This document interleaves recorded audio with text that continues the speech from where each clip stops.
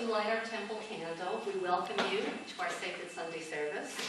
We ask you to open your hearts and minds and share with us your gentle spirit, your positive intentions, and your heart wisdom. May your mind be clear. May your heart be pure. May your body be strong.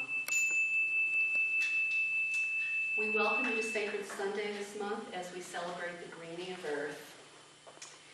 Sacred Sundays is intended to be a safe place to share sacred space.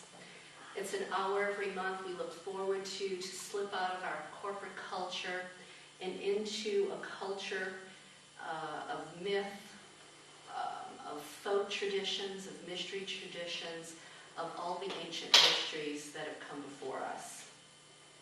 So while you're here with us today, we ask you to attempt to open yourself to new ideas and feelings, to share your thoughts in the safety of our circle, to be prepared to find your creativity, your wildness, and your wisdom.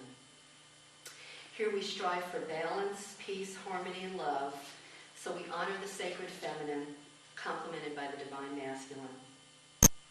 So as we begin our service today for Greening of the Earth, let me remind you of the importance of this time of year. To so many cultures, it's a joyous time. It was a time of hope, potential, it was rebirth. It's spring equinox, the time of equal night and equal day, when the seeds are sown and planted in the ground with the promise of a bountiful harvest later in the year. If all went well, everyone would be fat with prosperity. It's the time of light triumphing over darkness. It's a time when the goddess's love brings us out from the underworld. To the Egyptians, it was the time to bless the sailing season. It was the Isidae Navigium ritual, which was synonymous with our journey in the coming year. People would get together and ask Isis for their blessing, not just for the sailing season, but that the months ahead would be prosperous and happy, and their lives would be joyous. To the Christians, it's the time of Christ's resurrection, like the many pagan, dying, and rising gods who came before him. We know from the book of Esther, the Jews celebrate Purim, a joyous and fun holiday commemorating Persian Jews who were saved from extermination.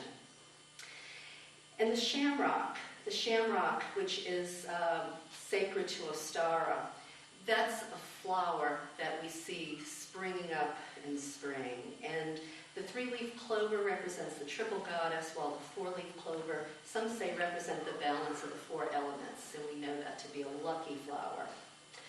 March is also the month in which Cesar Chavez, Dr. Seuss, and Harry Houdini were born.